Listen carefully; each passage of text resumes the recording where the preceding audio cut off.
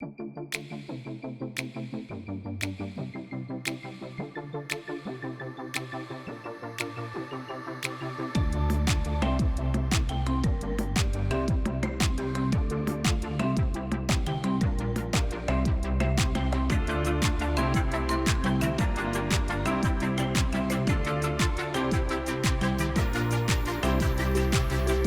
et bienvenue dans ce nouvel Artisamag qui vous est proposé par les chambres de métiers des Pays de la Loire. Chambre des métiers et de l'artisanat, évidemment. Que va-t-il se passer dans ce numéro? Et un retour sur les mains d'or dans un instant avec un portrait d'un calligraphe. On parlera d'actu. Il y a beaucoup d'actu pour les artisans ce mois-ci. Vous le verrez. Dans le focus, on reviendra sur un grand événement. Ça s'appelle Made in France. C'est un salon qui a lieu à Paris, qui vient de se dérouler, de se terminer. Il y avait plein d'artisans ligériens.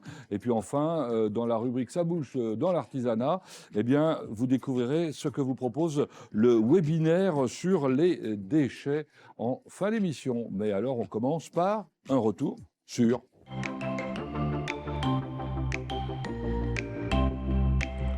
Retour sur les mains d'or. De quoi s'agit-il à la suite des Journées européennes des métiers d'art en Pays de la Loire? Il est organisé le trophée des mains d'or auquel peuvent participer des artisans un peu partout sur les Pays de la Loire. Ça récompense bien évidemment leur savoir-faire en matière de métiers d'art. 11 artisans ont été récompensés en 2023 et ils ont fait l'objet d'un portrait, un portrait vidéo par les services justement de la Chambre de métiers de l'artisanat de la région des Pays de la Loire. Voilà qui est intéressant. On vous propose occasionnellement d'en découvrir un. Et là, aujourd'hui, il y en avait 6 en Vendée qui ont été récompensés, 4 en Maine-et-Loire et 2 en Mayenne. Et aujourd'hui, on vous propose un calligraphe en lumineur. Il s'appelle François Éloi. Et il est justement en Mayenne.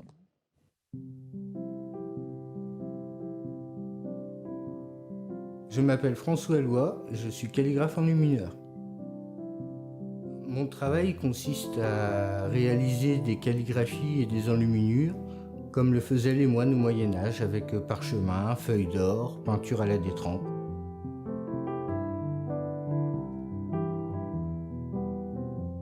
À l'époque, il y avait le calligraphe qui ne faisait que la calligraphie. Ensuite, il y avait le chrysographe qui posait uniquement la feuille d'or et l'enlumineur qui faisait la peinture. Actuellement, nous faisons toutes les étapes. Mon activité m'amène à parfois faire des copies de manuscrits.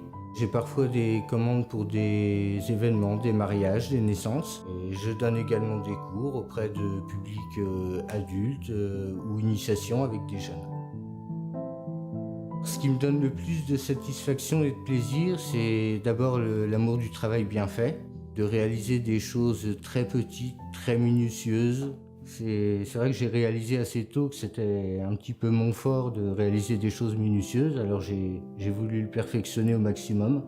Et d'arriver à faire des choses si petites et minutieuses, comme des mini-arbres de quelques millimètres, c'est vraiment une grande satisfaction.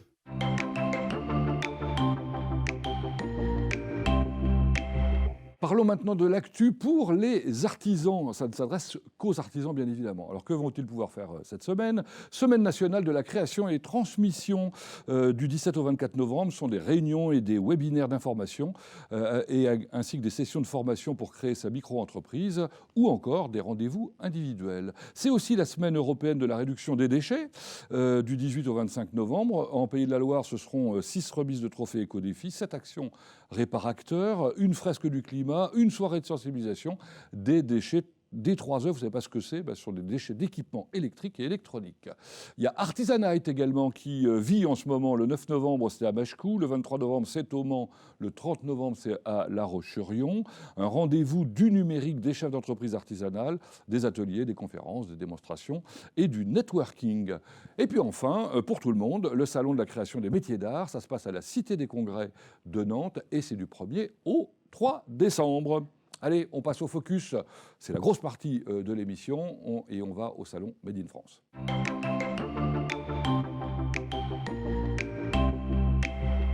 Alors de quoi s'agit-il? Ce salon Made in France, c'était la 11e édition cette année. 100 000 visiteurs à peu près sur 4 jours, c'était du 9 au 12 novembre. Et il y avait un village des artisans, 2000 mètres carrés quand même, excusez-moi du peu, avec 2 artisans par département. Et ça, c'est une volonté de la Chambre des métiers nationale. Donc, ça veut dire 2 également par département des Pays de la Loire. Faites le calcul, ça veut dire qu'il y a 10 artisans précisément. Je vais vous en présenter quelques-uns qui sont en plateau. Ensuite, on les verra en photo, en plateau ou d'ailleurs en visio. Bonjour messieurs. Bonjour. Alors, à ma droite, nous avons David Lux qui représente La brasserie Joli Cœur à Ligny-en-Belin. la brasserie Joli Cœur. À ma gauche, nous avons Pascal Turpin. Oui, donc Taillon-Dier d'Armes à Fresnay-sur-Sarthe. Voilà, il a déménagé. Vous étiez à Montmirail avant, non? Exactement, maintenant je suis à Fresnay. Et on est bien à Fresnay? Ouais, très bien. Bon. Et à Saint-Nazaire, de l'autre côté, nous avons Marie-Lou. Bonjour. Bonjour. Marie-Lou Lointier. Bonjour. Alors, on ne vous connaît pas tout à fait ici, mais par contre, il y a des gens qui vous connaissent indirectement, puisque vous êtes associé avec... Nelly Bichet, qui Nelly. était au Mans pendant de nombreuses années, et maintenant elle est à Saint-Nazaire. Voilà, et qui est modiste. Et vous exposiez, bien évidemment, vous aussi. Tout à l'heure, à la fin de cette séquence, nous aurons une autre personne que nous allons voir immédiatement. C'est Nadine Gouello. Bonjour. Bonjour. Alors, vous êtes artisan ou artisane d'art également. Qu'est-ce que vous fabriquez, vous? Racontez-nous. Du linge de table haut de gamme, toute qualité, toute couleur et toute dimension. Et où ça?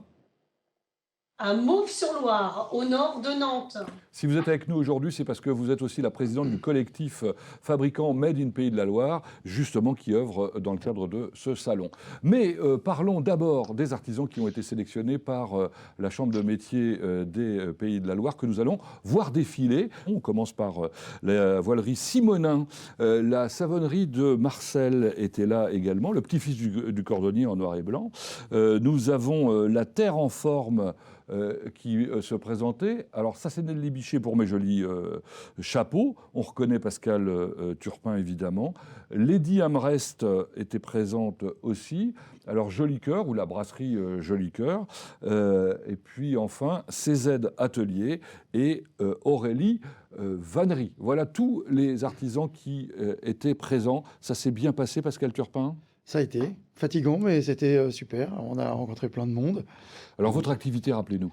Moi, je fabrique des couteaux. C'est ceux qu'on voit Voilà, là. c'est ceux que vous voyez. Donc, c'est le coutel sartois. Mhm. Et donc, aussi bien en pliant qu'en fixe pour des restaurants. Là, je vais travailler avec un restaurant qui est à Fresnay-sur-Sarthe. Et donc, il va avoir des couteaux fabriqués à Fresnay. Et un jour, la Chambre de métier vous a appelé, vous a dit, vous êtes sélectionné. C'est ça, en fait. Incroyable, Ouais, c'était génial. Ouais, c'était super. j'imagine. Bon, pareil pour la brasserie Joli Cœur. Oui, tout à fait. Donc, on a fait de belles rencontres sur le salon. C'est étonnant. Alors, brasserie Joli Cœur, moi j'ai été surpris parce que j'ai vu les images du salon, on les verra tout à l'heure. Oui. C'est pas que de la bière en fait. De la limonade aussi, depuis peu. Parce Depuis- qu'on peut faire de la limonade dans une brasserie.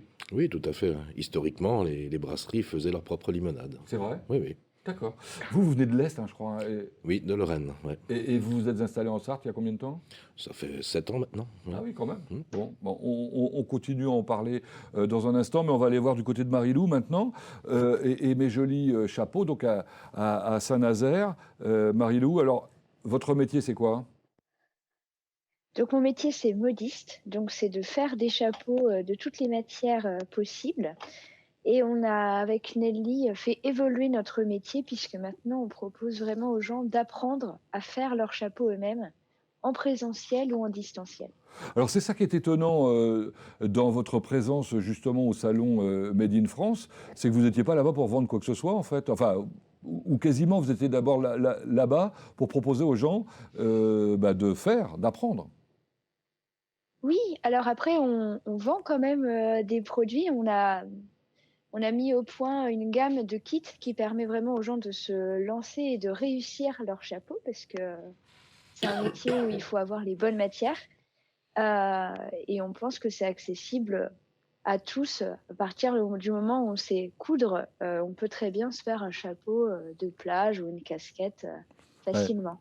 Et par exemple, sur le site internet qu'on aperçoit là, effectivement, vous proposez des kits. Hein, on peut acheter des choses pour fabriquer soi-même.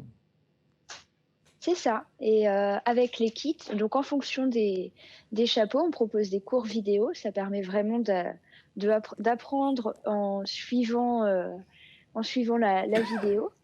Et puis, on fait aussi des ateliers en présentiel à Saint-Nazaire. Revenons avec la brasserie Joli Cœur sur ce salon. De votre côté, vous avez eu des difficultés pour démarrer parce que je crois que vous n'aviez pas de tireuse. Donc c'est embêtant pour servir de la bière. Ouais, c'est un peu embêtant, elle est tombée du camion à l'arrivée. Elle est carrément tombée du camion. Oui, oui. Bon. Donc pour les dégustations, c'était un peu râpé. Et malgré tout, vous avez eu des échanges avec le public. Oui, bien sûr, beaucoup de curieux et j'ai rencontré beaucoup de Sartois sur place. Ah, c'est vrai? Oui. D'accord. Cette idée de village des artisans, c'est une bonne idée? Oui, tout à fait. Ça permet de faire découvrir aux gens tout un panaché d'artisans dans plein de corps de métiers différents. Pascal Turpin, de votre côté, qu'est-ce que vous proposiez parce que vous n'alliez pas fabriquer des couteaux là-bas, sur place, hein, j'imagine. Non, je ne pouvais pas fabriquer de couteau sur place, parce qu'on menait la forge avec du gaz, ce n'était pas vraiment toléré et permis. Donc je vendais sur place des couteaux et puis des chevalières que je fais aussi historiques. Donc le public était vraiment très remarquable par rapport à ça, et il était très intéressé. Et il faut voir aussi que le pôle et le village artisan de la CMA apportent beaucoup de choses.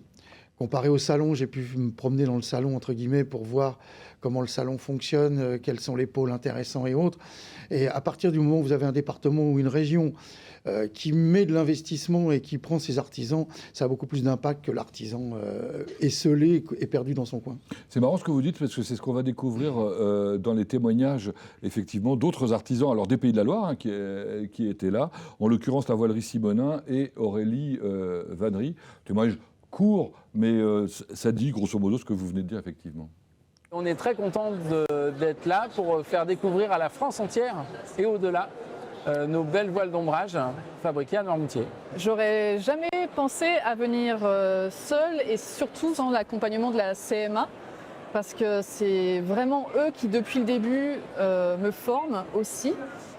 Alors nous n'avons pris qu'un extrait, hein, on comprend bien qu'il est dit beaucoup d'autres choses. Le support d'une organisation comme celle-là, ça vous a été utile à vous aussi ? Mais complètement, j'y serais pas allé de mon plein gré là-bas.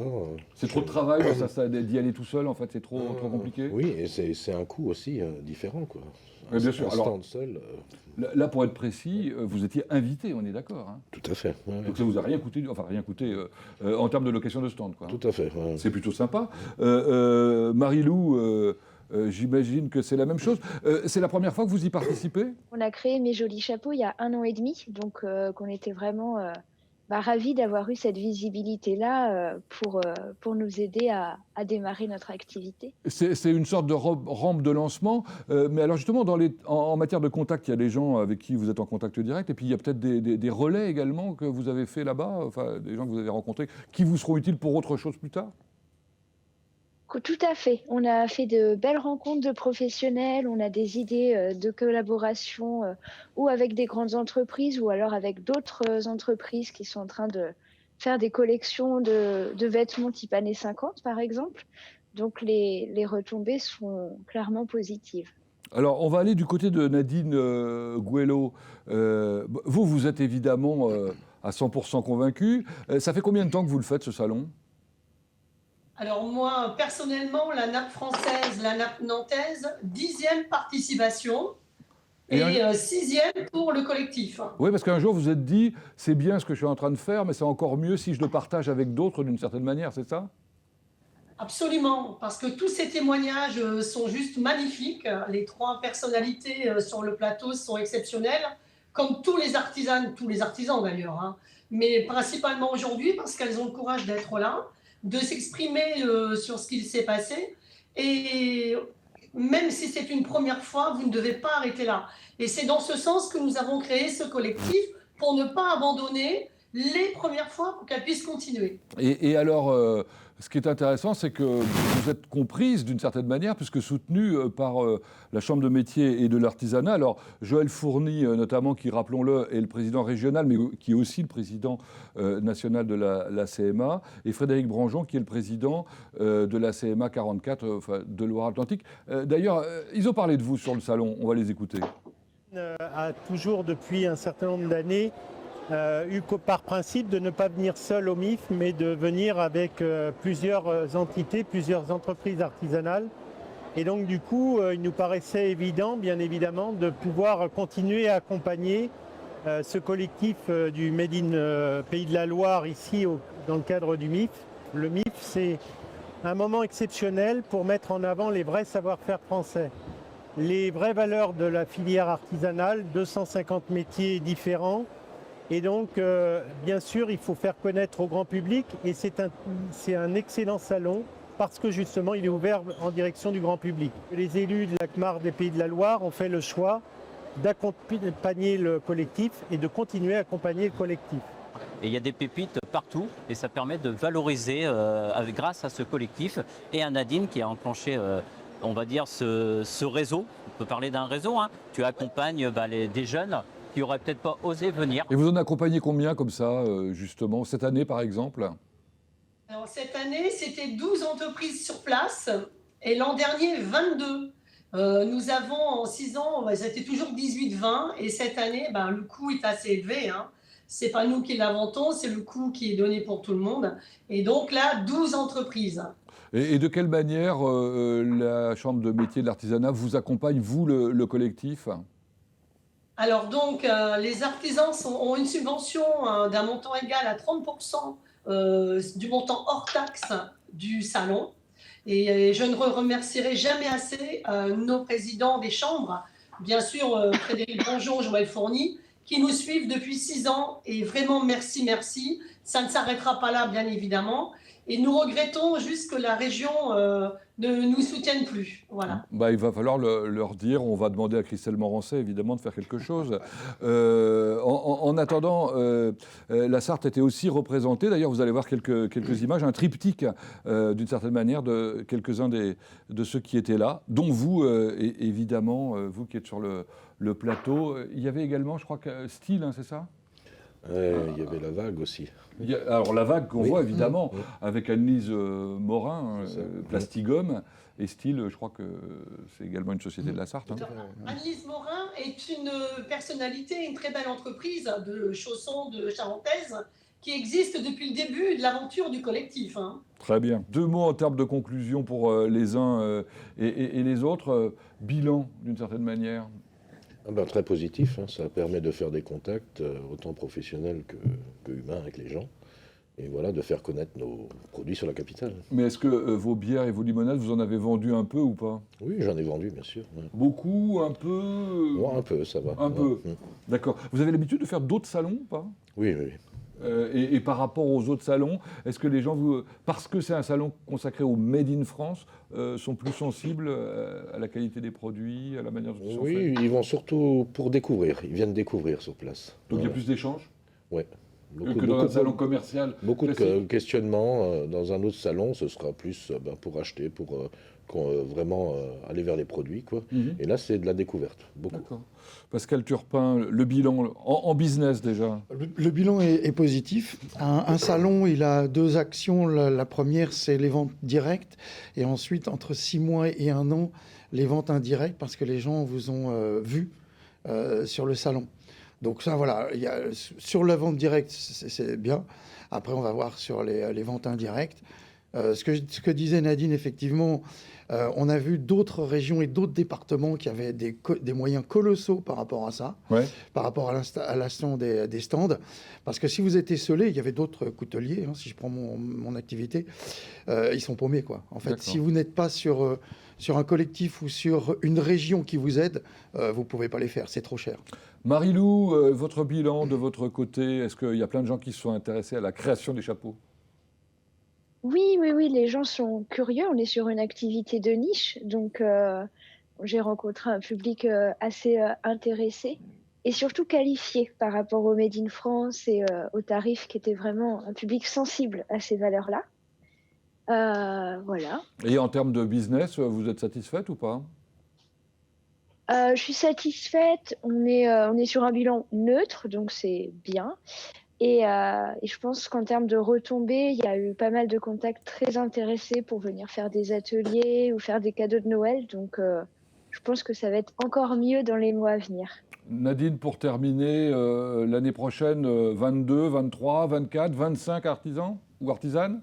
J'espère, parce que grâce aux meufs du MIF, comme on les appelle, les organisatrices, parce qu'il n'y a que des femmes, et la patronne, la présidente Fabienne Delahaye, nous avons le droit d'utiliser les logos du MIF pour dire que vous y étiez jusqu'à la prochaine édition. Donc c'est de la pub gratuite, entre guillemets. Utilisez les logos, vous qui êtes allés, jusqu'à la prochaine. Merci. Et bien évidemment, nous comptons sur vous pour être ensemble sur un même pavillon. Merci Nadine, merci à tous et toutes d'avoir participé. C'est l'heure maintenant de parler de la suite, et la suite, c'est Ça bouge dans l'artisanat.